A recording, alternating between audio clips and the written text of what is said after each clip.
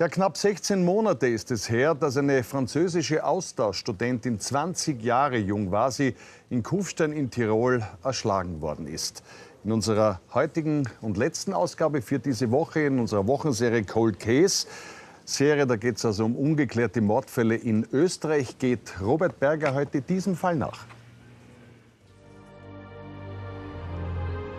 Kufstein am 13. Jänner vergangenen Jahres. Studienkolleginnen der 20-jährigen Studentin Lucille machen sich Sorgen.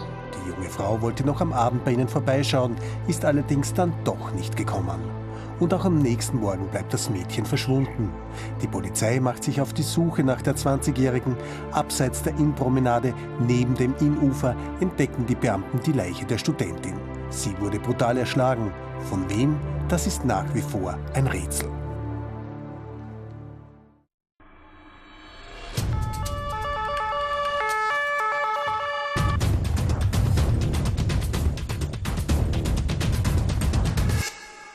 Cold Case. Österreichs ungelöste Mordfälle. Erst seit 4 Monaten ist die junge Französin in Kufstein, um hier zu studieren. Rasch findet das Mädchen Anschluss und neue Freundinnen, die sie auch immer wieder abends besucht. So auch am 12. Jänner 2014. Es ist kurz nach 23 Uhr, als die 20-jährige Studentin ihre Wohnung verlässt. Trotz der späten Stunde möchte sie noch eine Freundin besuchen, in einem Studentenwohnheim, das etwa zu Fuß 20 Minuten von hier entfernt ist. Sie sollte dort niemals ankommen. Das ist ein sehr zentraler Weg, der durch Kufstein geht, der stark frequentiert ist, sowohl von Einheimischen, die den als Abkürzung benutzen, aber auch von Gästen, weil es eigentlich eine Promenade ist, weil man Kufstein da sehr gut sieht, weil es keinen Verkehr gibt, außer Fußgänger- und Fahrradverkehr, sehr populär. Jeder, der in Kufstein ist, benutzt letztlich diesen Weg, denn er führt zur Innbrücke direkt in das Stadtzentrum. Es ist durchaus möglich, dass das jemand ist, der so vollkommen ortsunkundig ist. An diesem Sonntag herrscht auch Lkw-Fahrverbot. Wie immer stehen auch diesmal in unmittelbarer Nähe zur Promenade zahlreiche Schwerfahrzeuge und deren Lenker warten dort auf die Weiterfahrt. Ist der Mörder von Lucille einer von ihnen? Es muss ein Zusammentreffen gegeben haben. Es gibt ja Zeugenaussagen, dass das Mädchen alleine unterwegs war. Sie ist ja unmittelbar vorher gesehen worden durch Zeugen. Das ist auch sehr glaubhaft. Es ist ja auch niemand gefolgt. Entweder hat der Täter dort gewartet oder ist ihr entgegengegangen. Das Zusammentreffen, davon gehen wir aus, war eher zufällig.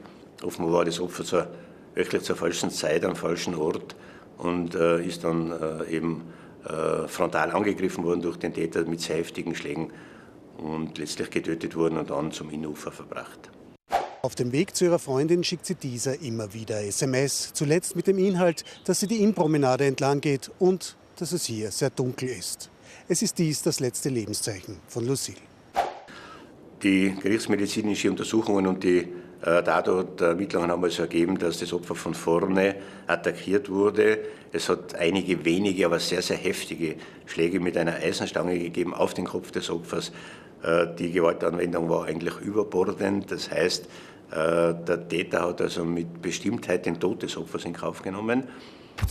Die Eisenstange, das ist also eine Systemstange aus einem hydraulischen Hebesystem, Massenware, die es in jedem Baumarkt gibt, in jeder Werkstätte zu finden ist. Starke Gebrauchsspuren, aber nicht zuordnenbar für uns. Wir wissen bis dato nicht, wohin diese Eisenstange gehört.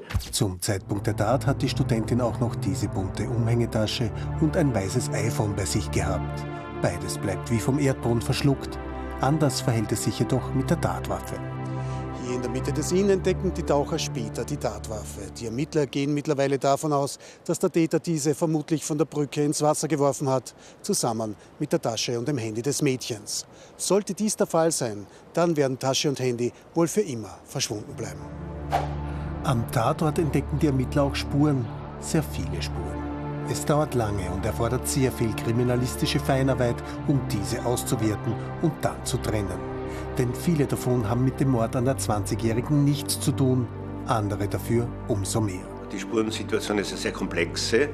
Auf der einen Seite ist der Tatort Ufer eines Flusses an einer sehr, sehr belebten Promenade. Da liegen unzählige Zigaretten, Getränkedosen und so weiter, also, die auch Treffer erzeugen, weil natürlich da auch anderes Klientel verkehrt.